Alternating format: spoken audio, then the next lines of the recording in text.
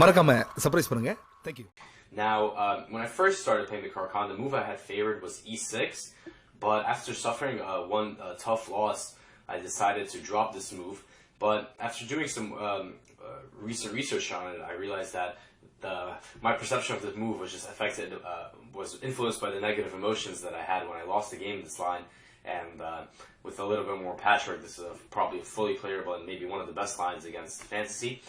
But so I'll look at that, which is a very solid line. But the variation that I had used mostly over the years is a very aggressive, not a very aggressive, but more of a take the bull by the horns approach by playing this move e5. So again, White's whole idea in the fantasy, he wants to maintain the center, he wants to potentially build an attack on the f file if there's an exchange here. So it kind of looks a little strange to let White do this, but I also want to have a stake in the center. Of course, the idea here is if White takes, there's a queen h4 picking up the e4 pawn, and in general, I'm going to try to argue here that this is not, the center here is not a strength for White, and the f file is also not a strength for White, but rather the f file is a weakness that will weaken White's king side, and the center is flimsy that I will be able to put pressure on with my pieces. So, in order to get acquainted with this line, I'd like to share with you probably one of my better played games in this variation, and I will also attach more notes in the PGNs that come with this DVD, but at the same time, I believe that what you see here is going to be 95% of the materials you have to know to start playing this with confidence. So White always plays the move knight f3. White is going to be developing quite quickly here and generating threats, but fortunately for us, we can do the same thing. We can develop quickly and also negate White's threats. So here, of course, White's considering taking some of our pawns. So bishop g4 is an easy move to spot, develop, and prevent that. White's approach here is bishop c4. Again, threading a nice tactic here, so you got to watch out. If you play knight f6, then you have to worry about bishop f7, and of course this very famous tactic with this bishop dropping. But again, very easy way to meet this with the move knight to d7. Now, usually what White plays here is castles, again creating some ideas here. If we're careless, play a random move like a5, then of course you deserve to lose, and since you're getting completely annihilated here with this f-file double check. But again, very easy way to meet castles short with knight f6. But in the game my opponent played c3. We will see that in these variations, a lot of the moves White plays sort of transpose into one another. So the ideas that we'll see in this game are perfectly applicable to the position we just saw before. The only difference behind c3 is that White takes a timeout to support the center immediately, and in case of a move like knight f6, White can consider going queen b3 with a double attack. So I have to watch out for that, and the way that I've always met the move c3 has been with bishop h5, which as we'll see is a common defensive idea. I'm defending the f7 pawn, but also I'm potentially planning bishop g6, which will sort of cover my king side and also put pressure on the center here. So I play the move bishop h5. This is one key point to remember about this line. White castles, again, creating some threats in that file. So knight gf6 was played, and this is what I meant when I said the positions are quite similar. So now White plays knight bd2 to get this knight out, and I play bishop d6. So this is almost always the setup that we should undertake, and by almost always I mean always. There hasn't been a case where I haven't done this. And what our idea here really is that we want to make sure this e5 pawn is well defended. We want to make sure that we're keeping these pawns at bay with our e5 stronghold. And furthermore, as I mentioned, this open f file can provide, we're going to argue that it's based on weaknesses. We also want to target some of the dark square weaknesses in White's camp. So very often, 98% of the time, we're going to play a move like queen c7, which is going to add some further pressure on the dark squares as well as supporting our center. So bishop e6. Now my opponent plays bishop e3, and again, in these sharp openings, you want to watch out. You want to take your time almost every move because, again, as we saw, White is always threatening some bishop f7 stuff. They're relatively easy to meet, but you just have to be able to spot them.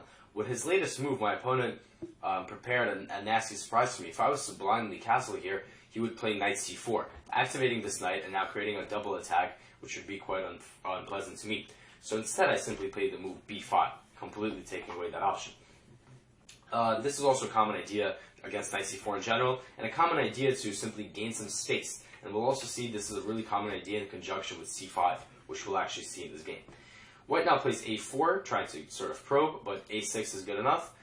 Now White plays queen e1. Again, so in this game, my opponent, who's also a strong player, master, he's playing all the standard ideas here for White, all the standard attacking plans, the queen e1 move is very natural. The queen gets unpinned, and also he's potentially planning moves like queen h4, swinging that queen towards my king side.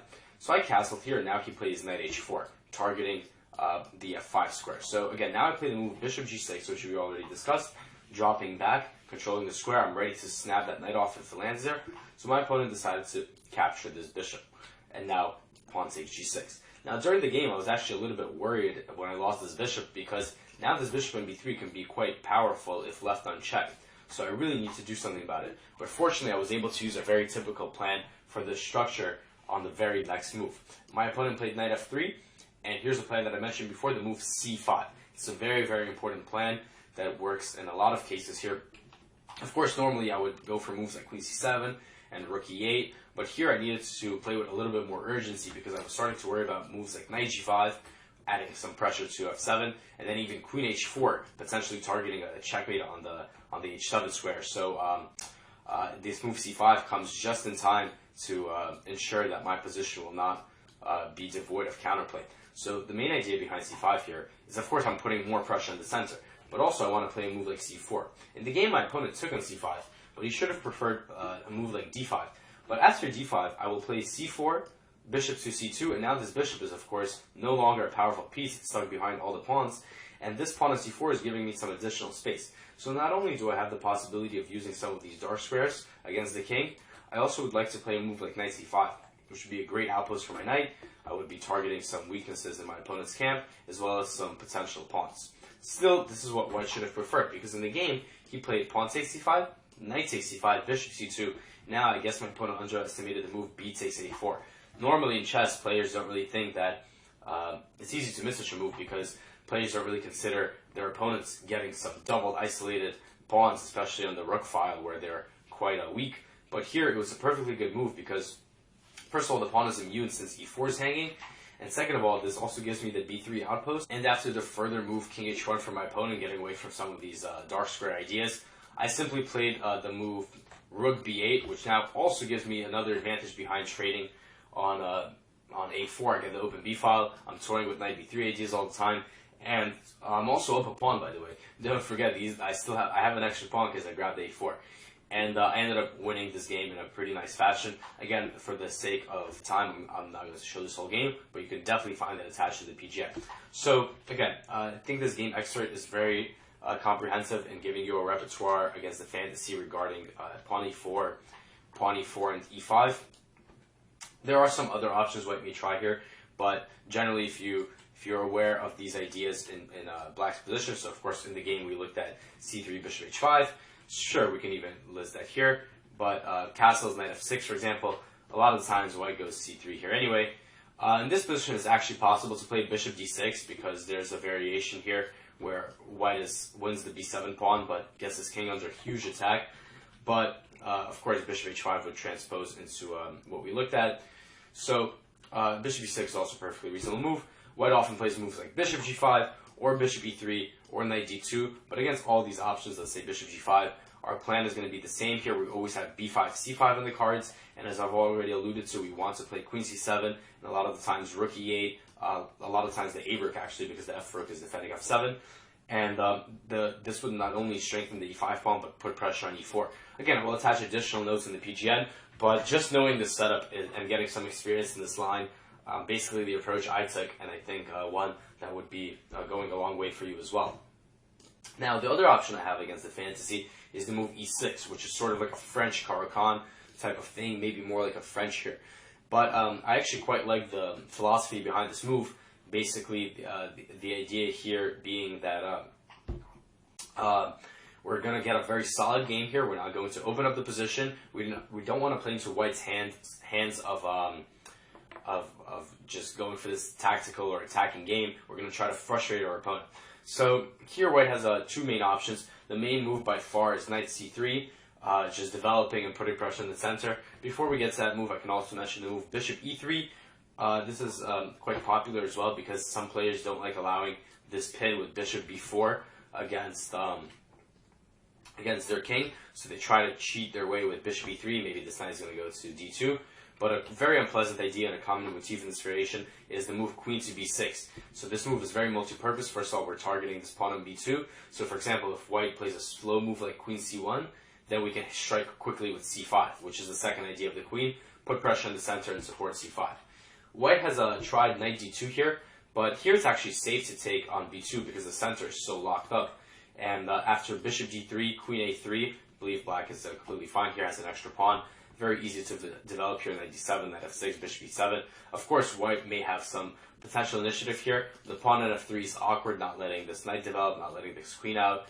And in general, black scores very well from this position. And I'm sure in a lot of your games, your opponent may even play a wimpy move like b3, which would weaken a bunch of dark squares and be no good. Or queen c1, which is met by c5. So bishop e3 is not a scary move. Knight c3 is again the main move, and here I have an interesting suggestion that I saw was played by a very strong grandmaster here, the move queen to b6. So the similar idea we just saw. So the main move here, and a move that I also think is quite good, is bishop b4.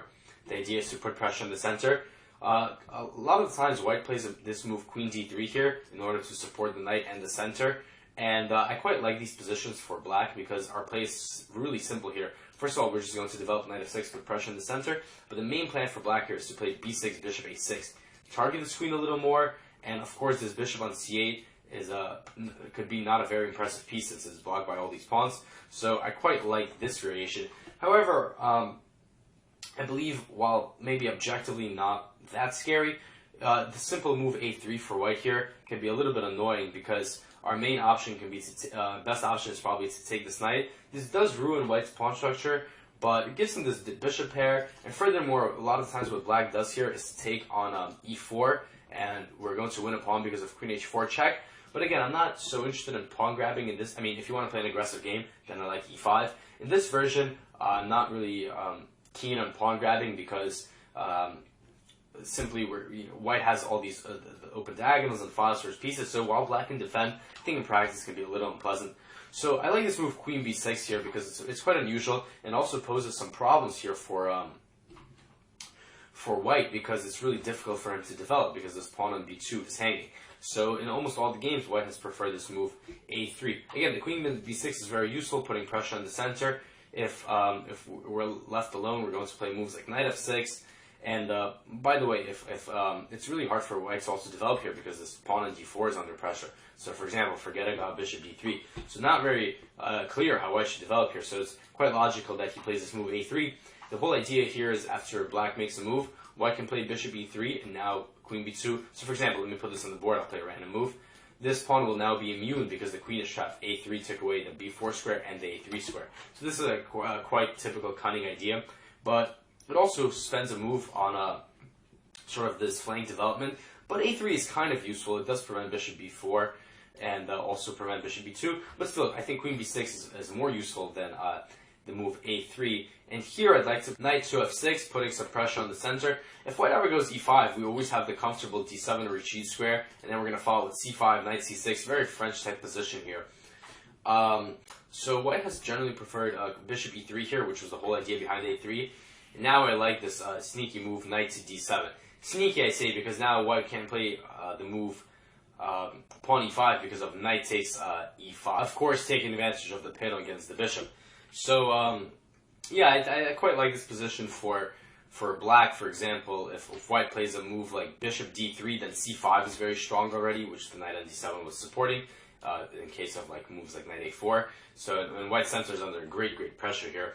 And if white plays a move like b4, which prevents e5, then we can strike from another angle by taking on e4 and now playing e5, which is similar to positions we've actually looked at just a couple of minutes ago. But here, in I think even better version for black, center is under huge pressure from white's point of view. These pawns are, of course, restricting c5, but at the same time very weakening. I believe black has already started to take over the initiative here. So that's my second suggestion against the fantasy and my coverage of the fantasy. We have the aggressive option of taking, and then e5. So like I mentioned, take the bull by the horns option. And then the very solid e6, where I have this idea based on queen b6 that has been tested by several grandmasters and scored quite well. This queen b6 move is quite good here, I think. not only targeting this b2 pawn, but also this potential weak diagonal.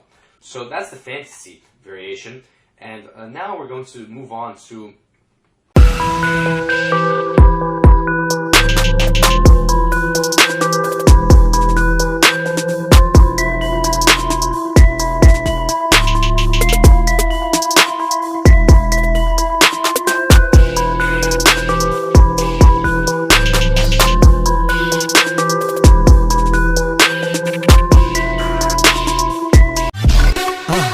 மறக்காம surprise பண்ணுங்க. Thank you.